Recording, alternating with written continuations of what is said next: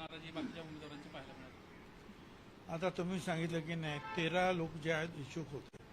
आता 13 लोकांना उभं करणं शक्य आहे का? कुणाला एकालाच आपण करणार ना. तर सगळ्यांनी तो निर्णय घेतला की त्यांना उभं करा, संपलं. असं एक सुरू होतं की जे पराभूत उमेदवार आहेत त्यांना बॅकडोर एंट्री कशासाठी दिली जाते असंही काही बोललं जातं. पक्षाचा निर्णय जो आहे तो सगळ्यांना मान्य करावा लागतो आणि आम्ही तो निर्णय घेतलेला आहे. पण या पक्षामध्ये पक्षामध्ये इच्छुक होतात, अजूनही एक खासदारकी बाकी आहे. पियुष गोयलवाली एक खासदारकी अजूनही बाकी आहे. तुम्ही देखील इच्छुक होतात. तुम्ही परत दावा करणार आहात का? कारण नितीन पाटील यांना ही खासदारकी देऊ असं अजित पवारांना घोषित केलं आहे. या पक्षाचा निर्णय घेईल तो मान्य करावा लागतो ना. ज्यावेळेला तुम्ही एखाद्या पक्षामध्ये काम करा, मी काय अपक्ष नाही आहे. मी माझ्या मनाप्रमाणे निर्णय घेईल आणि तो अंमलात आणेल.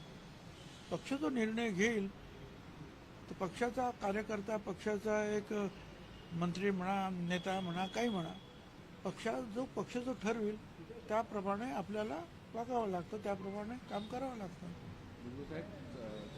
काही कंपल्शन्स असतात पक्षाचे सुद्धा पण सर कोणाला तरी उभं करण्याच्या बाबतीमध्ये. तुमच्या पक्षामध्ये प्रफुल्ल पटेल, सुनील तटकरे आणि अजित पवार हे प्रायव्हेट प्रॉपर्टीगत पक्ष चालवतात असं वाटत नाही का? ज्या पद्धतीने सर्व निर्णय क्षमतेत तुम्हाला डावललं जात आहे, तुम्ही ज्येष्ठ असून देखील. मग काल बोलवलं होतं ना संध्याकाळी, मला काल होतं ना संध्याकाळच्या मीटिंगमध्ये मी. मग कुठे डावलं मला? मग मनोज जरांगे मागच्या 5 दिवसांपासून आंदोलन करतायत. आज एक शिष्टमंडळ त्यांना भेटायला जाणार आहे काही वेळात. कोण? मनोज जरांगे 5 दिवसांपासून उपोषण करतायत. ज्या पद्धतीने त्यांच्या मागण्या होत्या त्या पुन्हा त्यांना सरकारसमोर ठेवलेल्या आहेत. सरकारकडून दखल घेतली जात नाही असं म्हणणं आहे. नाही, माझं म्हणणं असं आहे की जरांगेंनी सुद्धा जे आहे काय हे उपोषण वगैरे करून जे आहे आत्मक्लेश थांबवायला पाहिजेत. आणि सरकार जर त्याच्यावर विचार करत आहे की जेणेकरून ओबीसींना सुद्धा धक्का लागणार नाही आणि त्यांच्या ज्या काही मागण्या आहेत त्या मागण्यावर सकारात्मक कशा तिने विचार करते, सरकार विचार करत आहे.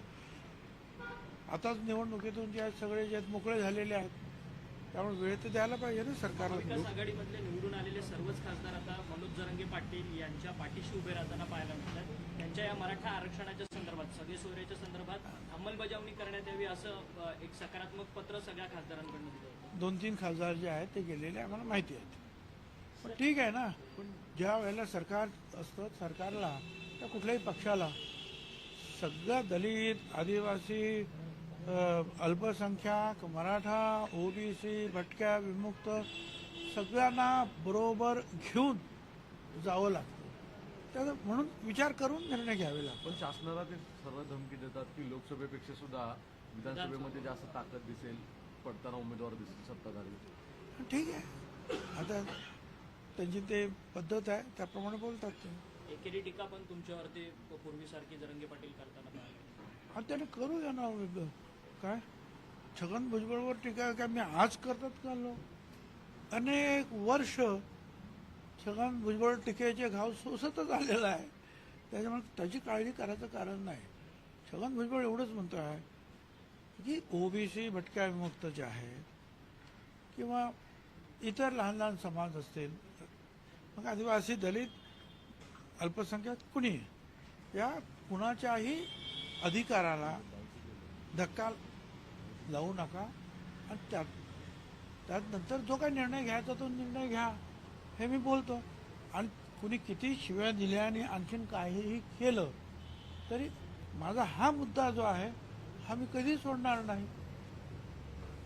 त्याच्यासाठी तुम्हाला माहिती आहे मी मंत्रिपद सोडायला तयार झालो, मागच्या वेळेला राजीनामा दिला होता. तर त्यामुळे तो प्रश्न येत नाही. काय तुम्ही दुसऱ्याच्या अधिकारावर अतिक्रमण करायचं नाही. एकमेकाच्या सगळे घटक जे आहेत समाजातले त्यांना न्याय देण्याचा जो आहे प्रयत्न सरकारने केला पाहिजे. सर, पवार साहेबांनी आज बारामतीमध्ये एक उल्लेख केला इंदापूरमध्ये की पुढच्या 4 महिन्यामध्ये मला हे राज्य सरकार घालवायचं आहे.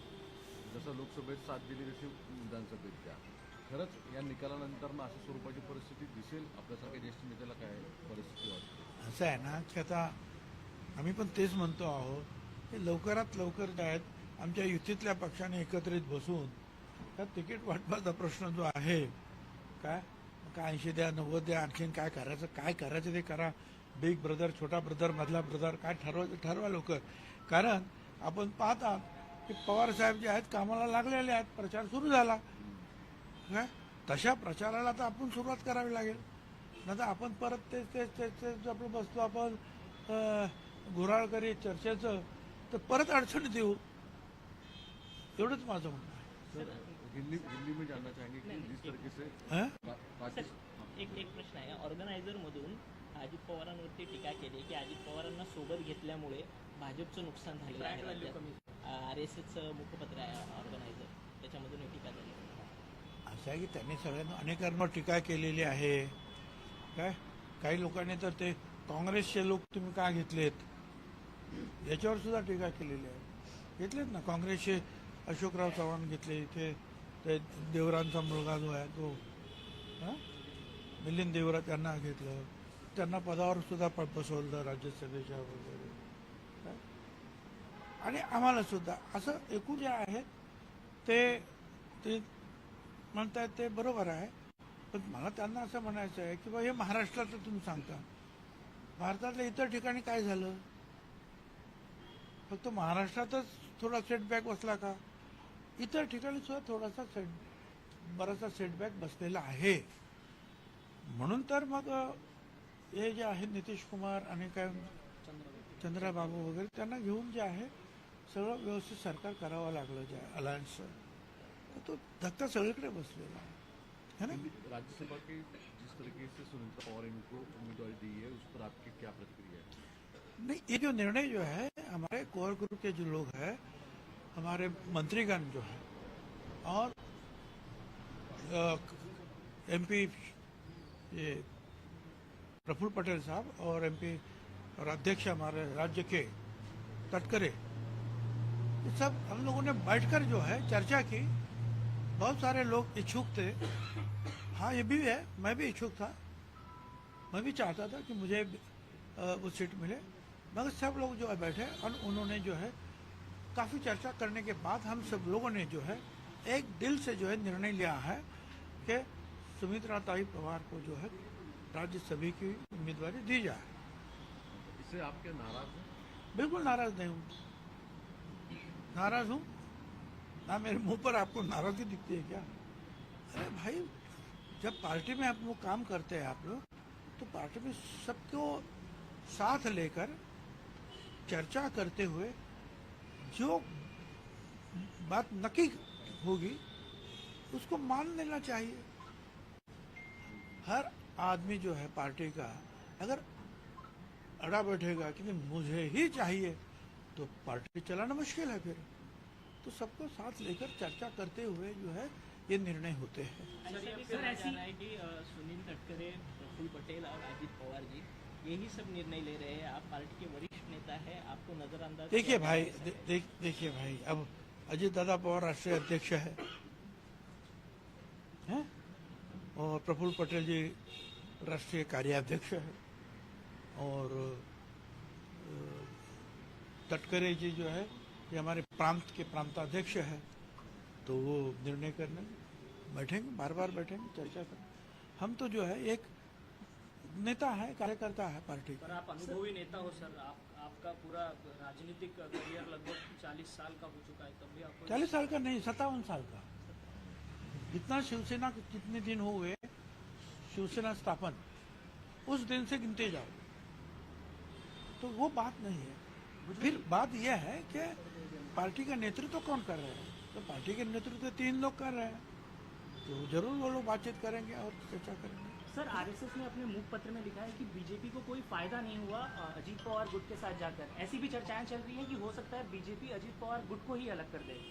आप काफी नहीं। भावुक नजर आ रहे हैं आज. क्या लगता है सर? देखिए, ये बात जो है मैंने भी सुनी है, मैंने भी पढ़ी है. बात यह है कि सिर्फ मतलब कांग्रेस के भी जो लोग आए उनको भी बनाया गया इधर, ये महायुति में हम लोग भी आए, शिंदे भी आए. और बात यह है कि ये बिल्कुल जरूर ये मानता हूं मैं कि थोड़ा सा सेटबैक जो है महाराष्ट्र में मिला, मगर क्या सिर्फ महाराष्ट्र में मिला है बीजेपी को सेटबैक, और भी तो है. यूपी जैसे जो है राज्य में कोई भी ऐसा कहता नहीं था कि यूपी में कुछ सीटें कम आएगी, बल्कि लगता था कि ज़्यादा आएगी। फिर उधर भी तो थोड़ी सी कमी हुई। तो अलग अलग जगह पे जो है ये हमको दिखाई देता है कि थोड़ी सी जो है कमतरता, कमियां, त्रुटियां महसूस हुई है। तिथल्या नाशिकच्या जागेच्या विधान परिषद निवडणुकीत अजितदादा गटांनी उमेदवार मागे घेतला नाही, या अंतर्गत तिथली कलह आणि त्याचा फटका महायुतीला बसेल असं दिसतं. आणि कसला फटका आणि कसला आहे तुम्हाला जरा काय झाला का फटका, दणका, या सुद्धा का तुम्हाला दुसरे शब्द येत नाहीत काय? आता बघूया का कोण कोण उभे राहिलेले आहेत, पाहू काय होतं. हां, ठीक आहे, धन्यवाद.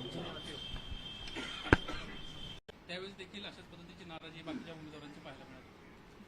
आता तुम्ही सांगितलं की नाही 13 लोक जे आहेत इच्छुक होते. आता 13 लोकांना उभं करणं शक्य आहे का? कुणाला एकालाच आपण करणार ना. तर सगळ्यांनी तो निर्णय घेतला की त्यांना उभं करा, संपलं. असं एक सुरू होतं की जे पराभूत उमेदवार आहेत त्यांना बॅकडोर एंट्री कशासाठी दिली जाते